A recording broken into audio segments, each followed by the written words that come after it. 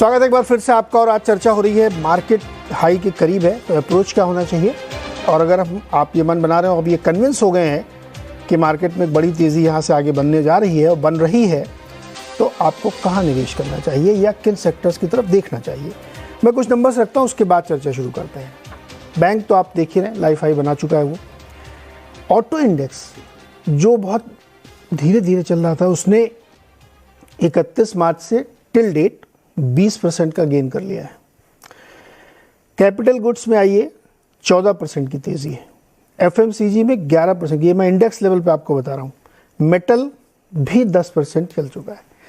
तो जब इस तरह की तेज़ी बन रही है, जिसमें सिर्फ एक आईटी है जो बेचारा भी 1% नेगेटिव है और उसमें तो काफ़ी पिटाई हो रही है, तो जो टॉप के सारे स्टॉक्स हैं या जो है उनमें तो अच्छी तेज़ी बन चुकी है। एफएमसीजी तो इसमें मेरा और राहुल का एग्रीमेंट था, मैं भी जनवरी से बहुत बुलिश था कि एफएमसीजी तो चलना ही चलना है, क्योंकि प्राइसिंग पावर उनके पास होती है, इन्फ्लेशन तो छोड़ दीजिए आप।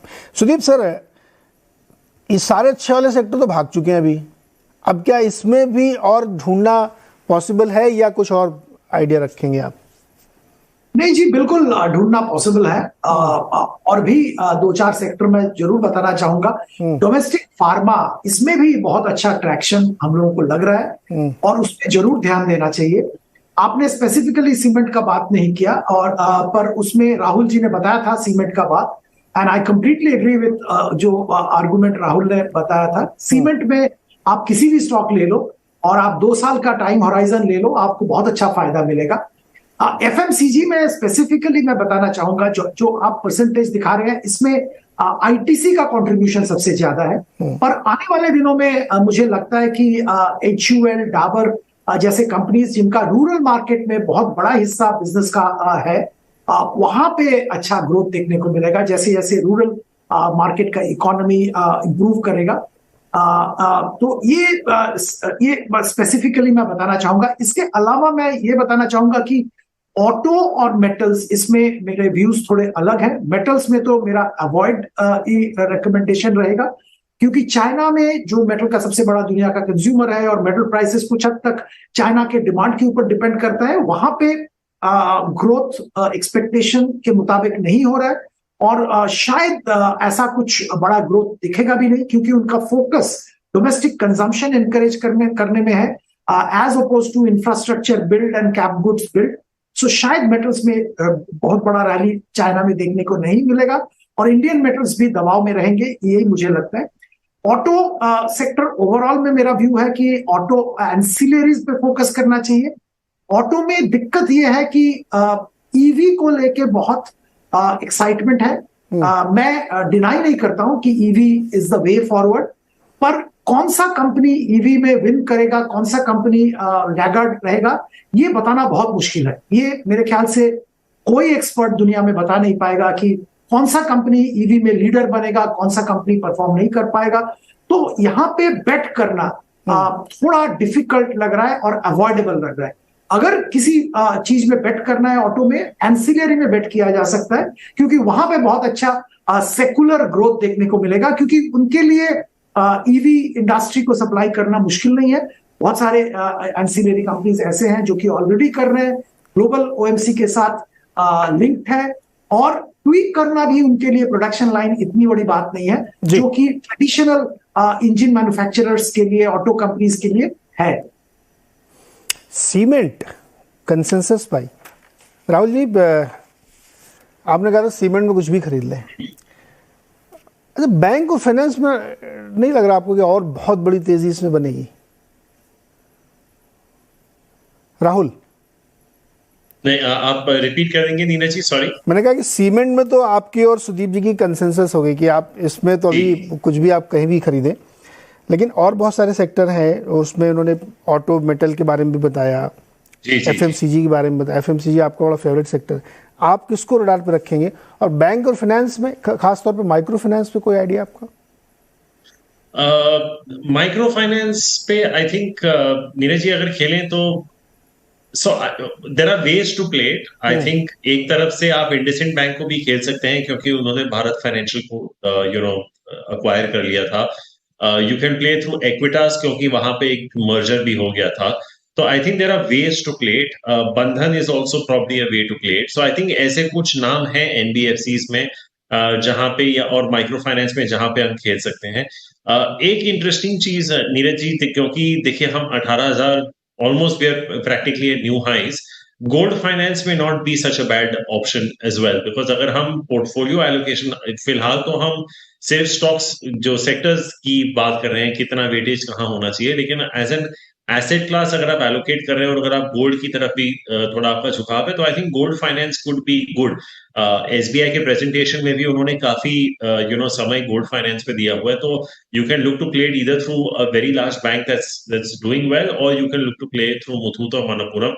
मैंने कुछ समय पहले आपसे हाउसिंग डिमांड के बारे में बात की थी. आई थिंक वहां पे you can look it playing it through names like Canfin Homes. And जो सीवी फाइनेंसिंग है, सारे जो ऑटो कंपनीज हैं, अशोक लेलैंड वगैरह, सब कह रहे हैं कि ये जो सीवी साइकिल है अगले 2-3 साल चलेगी.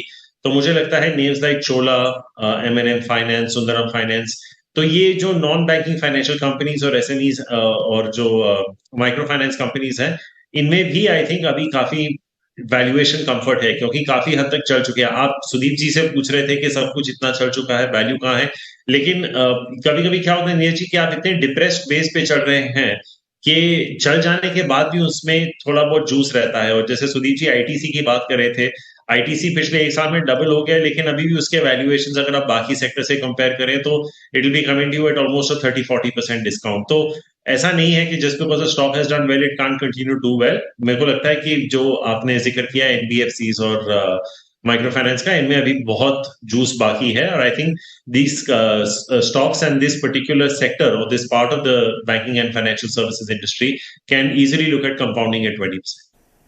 लेकिन आपका जो फेवरेट है एफएमसीजी, उसमें तो ज़्यादातर कंपनियां, मतलब आप आईटीसी को चलिए अलग कर दीजिए, ज़्यादातर कंपनियां उसमें खूब बढ़िया रिटर्न दे चुकी हैं या दे रही हैं. इंडेक्स भी अपने हाइस पे चल रहा है. उसकी जो मिड कैप कंपनीज है उसमें थोड़ा सा डर लगता है, क्योंकि उनका इतना मार्केट डोमिनेंस नहीं होता. क्या अप्रोच होना चाहिए उस पर? नहीं, तो I think Neeraj ji, if you are playing consumer, अगर आप मिड कैप्स में जा रहे हैं तो then you would be looking at names like Godrej, Marico, Dabur. वहां पे अगर वो स्टॉक्स खेलने ही हैं तो मेरा काउंटर होगा, why not Britannia, Hindustan Lever, ITC. We don't have to buy those names, right? I think Emami has had its challenges. I think product concentration बहुत है, promoter pledges बहुत है. मैरिको का एक ही है कि there is one product, one raw material which is a very very important raw material from them. So ये कुछ कंपनियां ऐसे हैं जो इतने डाइवर्सिफाइड नहीं होंगे जितने इनके लार्जर पीयर्स हैं. गोदरेज को अगर हम देख लें, I think they operate in almost 12 countries Neeraj ji. तो हर एक कंट्री की एक अपनी चैलेंज होगी, क्रॉस करेंसी इश्यूज होंगे, हर एक कंट्री में अपना एक इन्फ्लेशन इशू होगा. उससे बेटर यही है कि आप फ्रंटलाइन कंज्यूमर स्टॉक्स खरीद लें कंज्यूमर स्टेपल्स में. लेकिन अगर आपको कंज्यूमर मिड कैप में जाना ही है तो मैं अभी भी कहूंगा कंज्यूमर डिस्क्रेशनरी ले लीजिए. हालांकि वैल्यूएशंस कंफर्टेबल नहीं है, लेकिन मुझे लगता है कि अगले 1 साल तक ग्रोथ आता रहेगा, चाहे वो क्यूएसआर हो, चाहे वो होटल्स हो. क्योंकि अभी भी जिस तरह की स्पेंडिंग हम भारत में देख रहे हैं, और अभी रिसेंटली जो समर की छुट्टियां खत्म हुई हैं, जो हमने कंपनियों से बात की है, it's been quite amazing to hear the feedback from companies when they talk about occupancy rates या airfares वगैरह. तो आई थिंक अगर आपको मिड कैप्स में जाना ही है कंज्यूमर में, तो मैं as oppose to consumer staples, मेरा झुकाव थोड़ा कंज्यूमर डिस्क्रेशनरी की तरफ हो. नहीं, एक बहुत इंटरेस्टिंग है राहुल जी और आप सभी लोग, मार्केट इतना हंग्री है और इतना ज़्यादा उसमें एपिटाइट है कि आप देखिए वंडरला जैसा स्टॉक डबल हो चुका है, जबकि वो सिर्फ 3 शहरों में अभी अपने उनके अम्यूजमेंट पार्क्स हैं. लेकिन इतनी डिमांड है कि कहीं से भी कुछ भी आदमी को अच्छी वैल्यूएबल चीज़ दिखती तो वो एकदम कूद के उसको लेता है. बट एनीवे, कोई रिकमेंडेशंस नहीं यहाँ पे. ये हमारे जितने भी गेस्ट लोग नाम ले रहे हैं स्टॉक के, आप खुद भी उनको पढ़िएगा और किसी और से भी एडवाइस लीजिएगा. ये सिर्फ इसलिए क्योंकि आपको समझ में आए. अनुराग जी, आप भारत में बैंकिंग सेक्टर में बहुत बुलिश रहते हैं. आप कहते हैं कि जब इधर कुछ लेना है तो फिर बैंक और यही सब लेना है. कुछ और पसंद नहीं आता क्या आपको? जोमेटो भी नहीं पसंद आ रहा? इतना बढ़िया चल चुका है, देखिए क्या तेजी बन रही है उसमें. अच्छा नीरज, इसमें मैं थोड़ा समय लूंगा. आई थिंक देखिए कंपेयर करते हैं, बट देखिए ये लिमिटेशन हर उस इन्वेस्टर की है जो कि इंडिया के बाहर बैठा है और बहुत माइक्रो नजर नहीं रखता इंडियन मार्केट में, तो वी स्टिक टू सेक्टर्स जहां पर बहुत ऑर्गेनाइज्ड हैं, गवर्नमेंट का प्ले नहीं है और कंज्यूमर को डायरेक्टली फेस करते हैं। वो सेक्टर्स कौन से होते हैं? आपके बैंकिंग होता है, टेक्नोलॉजी आईटी सर्विसेज होता है जो कि एक्सपोर्ट ड्रिवन है, राइट, उसको एनालाइज किया जा सकता है coupling to US earnings. And then third is आपका डिस्क्रिशनरी, जहां पर कंज्यूमर को डायरेक्टली सेल होता है, उसमें ऑटोज हो गया, even cement we can call it, FMCG is a part of it. ये सेक्टर नीरज एक व्यू, थोड़ा सा नजरिया देखिए, अगर मैं भी वही बात कह दूं तो I am not saying just because of being contrarian, but Neeraj मेरा व्यू थोड़ा डिफरेंट है। ये बात जो जिसको लग रहा है कि सब सेक्टर बहुत चल चुके हैं, वाकई में सही है। कुछ ये इंडियन कॉन्स्टेंट इकोनॉमी जो है हमेशा सप्लाई कॉन्स्टेंट रहती है। I mean right from Bajaj scooter के लिए वेटिंग टू मारुति के लिए ब्लैक में खरीदना से लेकर के स्टॉक्स में भी मुझे लगता है कि हमारे यहाँ स्टॉक्स कम है और मनी उनको ज्यादा चेज कर रहा है, तो कहीं ना कहीं उस कांस्टेंट में हम हर चीज का प्राइस बढ़ा देते हैं और वो मेरे फ्रेमवर्क में नीरज बैठता नहीं है। तो बैंक सब बहुत महंगे हो गए नीरज, माई सेंसेस अगर यहाँ से नेक्स्ट लेवल ग्रोथ नहीं आता है नीरज, तो फिर बैंक्स को भी थोड़े ठहराव की जरूरत है। I don't see a very quick, because देखिए नीरज जिसको देखना होगा कि हमारी कॉर्पोरेट लेंडिंग अब नहीं हो रही है after 2008। I see the numbers by Morgan Stanley would say corporate lending is 57% of the GDP, which is very low now. It has to go up, but it is very low because there are reasons why the lending went up, and then people had bad experiences resulting into bad debts, right? तो अब वो वापस से वो दोबारा हाथ जलाने के लिए कोई बैंक तैयार नहीं है नीरज। तो ऐसे ही कुछ इश्यूज हैं नीरज। तो but ultimately, by the way let me also say this Neeraj, जैसे बजाज स्कूटर और मारुति भी अच्छा किए, मार्केट्स भी बहुत गिरेगा नहीं, क्योंकि एक लिक्विडिटी सपोर्ट है जो उसको रोक रहा है, बट महंगा है। Sector to sector banking compare करते हैं नीरज, देखिए अब मेरी डायकोटोमी आप समझ सकते हैं कि मुश्किल होता है उसको फिट करना। यूएस में सिर्फ 4 बैंक्स को छोड़ करके, जो कि टू बिग टू फेल है, बाकी सारे बैंक्स नीरज बहुत सस्ते हैं। हमने पोजीशंस बनाई है, we believe US can't sustain only on 4 banks, so बाकी बैंक्स में भी इम्प्लाइड गारंटी है। 1 साल 2 साल में कब चलते हैं पता नहीं, पर जब चलेंगे डबल या ट्रिपल हो जाएंगे, वहां पोजीशंस बनती है। Indian banks very expensive, they can only play on 15% of growth in the economy, lending growth अगर वो आती है तो उस पर नजर रखें। बट यहाँ पे बेचने की जरूरत नहीं है, लेकिन खरीदने की भी बहुत जल्दबाजी करने की जरूरत नहीं है, स्पेशली जब मार्केट में 7% आपको फिक्स्ड में रिटर्न मिल रहा है। कंज्यूमर सेक्टर्स नीरज कंपेयर करें, इंडिया में they are very expensive, US में they are very very cheap, because impending recession जो कभी आता नहीं है और आ नहीं रहा है, उसकी वजह से आप सारे सेक्टर्स देख लीजिए, आप अमेजोन को छोड़ करके बाकी सारा कंज्यूमर डिस्क्रिशनरी नीरज बहुत ही सस्ते वैल्यूएशंस पर है। हमने पोजीशंस बनाए हैं, 1 साल 2 साल बैठेंगे, that's our style. Ultimately Neeraj what works for every investor is they have to stick to their style. अगर आप अपना स्टाइल चेंज करेंगे ना फिर गलती हो जाएगी, तो आप अपना स्टाइल रखिए, आप 2-3 साल में आप रिटर्न बनाते जाएंगे। Don't try and change your style. Third is technology measures Neeraj, यहाँ पर यूएस में मैंने आपको बताया कुछ वैल्यू प्लेस हैं, वहां पर पोजीशंस हमने बनाए हैं। इंडिया में अगर देखें तो आई थिंक ये सही समय है, आपकी ये जो बिग टेक्नोलॉजी सर्विसेज कंपनीज है नीरज, जिस समय ये डाउन टर्न में हो तभी उनमें पोजीशंस बनाए। 40 के मल्टीपल्स पर जब आ जाए तब तो बेचने का समय होता है। हमने तब बताया था कि बेचना चाहिए, आई थिंक वो कॉल भी सही रही है, और now is the time they can start buying, right, because बाकी सारा मार्केट बहुत महंगा है, और द मोमेंट यूएस इकोनॉमी रिसर्जेस ये लोग वापस आ जाएंगे। ये लोग इंडियन इकोनॉमी पे नहीं चलते हैं, बट आईटी पे लेंगे, आप ये कह रहे हैं आईटी पे तो लेना चाहिए। देखिए एक इंडियन मार्केट की बड़ी खूबी है अनुराग जी, इंडियन मार्केट ना, आपने बिल्कुल एक बात सही कही कि अपनी स्टाइल चेंज नहीं करनी चाहिए। जो आपकी स्टाइल ऑफ इन्वेस्टिंग है वो बिल्कुल वैसी रखिए, लेकिन आपको स्पेसिफिक मार्केट में स्टाइल, वहाँ के स्टाइल को समझना पड़ेगा। जैसे मैंने ये कहा कि बैंक वालों में यहाँ अगर हम ये मान के चले कि 14-15% की कॉर्पोरेट ग्रोथ हुई है, टोटल क्रेडिट ग्रोथ हुई है इस बार, और 1-2% के नॉर्मलसी के साथ अभी भी ये कंटिन्यू करेगी, क्योंकि डिमांड सर्ज है। अगर 7-7.5% तक पे फंड रेज कर रहे हैं बैंक, तो वो इसी आधार पे कर रहे हैं कि उनको आगे ग्रोथ दिख रही है। तो यहाँ पे माइक्रो फाइनेंस में या स्मॉल फाइनेंस बैंक में, बड़े बैंकों में ग्रोथ आएगी, वो कॉर्पोरेट से आए या सिर्फ कंज्यूमर लोन से आए, वो एक डिफरेंट इशू हो सकता है। तो शायद अगर इकोनॉमिस्ट की तरह 1-2 साल आगे को आप सोचेंगे तो यहाँ पे बैंक में मुझे लगता है काफ़ी बड़ी ग्रोथ है, क्योंकि बहुत सारे लोग ऐसा बोल रहे हैं। आईटी में भी एग्जैक्टली वही चीज़ बन रही है कि आईटी में अब बड़े वाले स्टॉक जो है वो नीचे आ गए हैं काफ़ी। हाँ, मिड कैप में अब बड़े वाले स्टॉक जो है वो नीचे आ गए हैं काफ़ी। हाँ, मिड कैप में कहीं कहीं पे बड़ा फ्रेंजी दिखाई देती है, जहाँ वो अचानक से 40-50 से मल्टीपल चले गए। मैं उनको नहीं कहता मैं, लेकिन बड़े वाले स्टॉक काफ़ी नीचे हैं और वो स्टिक कर गए, वो न गिर रहे हैं न चल रहे हैं, वहीं पे खड़े होंगे वो। हाँ, सो नीरज, क्विक नजरिया, आई थिंक बहुत तीनों सवाल बहुत रेलेवेंट है। I think I should have touched. Neeraj, ये जो फाइनेंस में ना, ये जो micro finance and all this ना, मेरा ये फर्म बिलीफ है Neeraj, and this is my strategy. I might be wrong, I might miss one big player here, but sorry, in the sense that कोई एक चल जाए तो मुझे नहीं पता, मैं उसको मिस करने को तैयार हूं। जैसे मैंने बोला, कि I am ready to miss Nvidia if doesn't fit my framework. Neeraj, banking में ना ये बॉटम ऑफ द पिरामिड नहीं चलता है, because banking is a business जहां पर आप पैसा देते हैं क्रेडिट पर और उसको वापस लेना होता है आपको। तो ये bottom of the pyramid FMCG में स्मॉल सेशेस बना के चल जाते हैं, छोटे साबुन शैम्पू बना देते हैं, वहां चल जाएगा। लेंडिंग में अक्रॉस द ग्लोब आप देखें नीरज, कहीं भी बॉटम ऑफ द पिरामिड काम नहीं किया है और वो हमेशा ही it ends up very badly.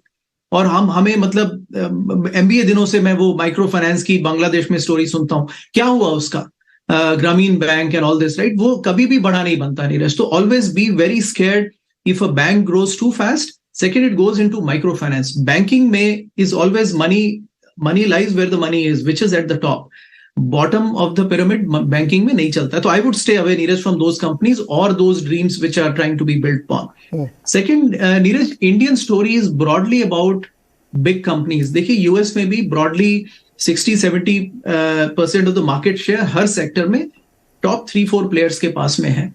India में भी तकरीबन वही स्टोरी है। जो आईटी प्लेयर्स करंटली जो है ना, वो नीरज और बड़े बनेंगे, लेकिन और वो प्राइस डिस्काउंट देके भी डील उठा सकते हैं। लेकिन ये जो मिड कैप आईटी है ना, ये इन अ प्राइस कांस्टेंट एनवायरनमेंट, ये लोग नीरज एक साइज से ग्रो नहीं कर पाएंगे। तो there is a size advantage that these big 3 technology services in India have, big 3, big 4 और big 5, but not beyond Neeraj. उसके आगे मुझे नहीं लगता कि वैल्यूएशंस। तो ये आपको सही कहना है कि अप्रोच आपको उस तरीके का रखना चाहिए, डेफिनेटली। अरे एक सवाल बहुत इंपॉर्टेंट है सुदीप जी आपके लिए।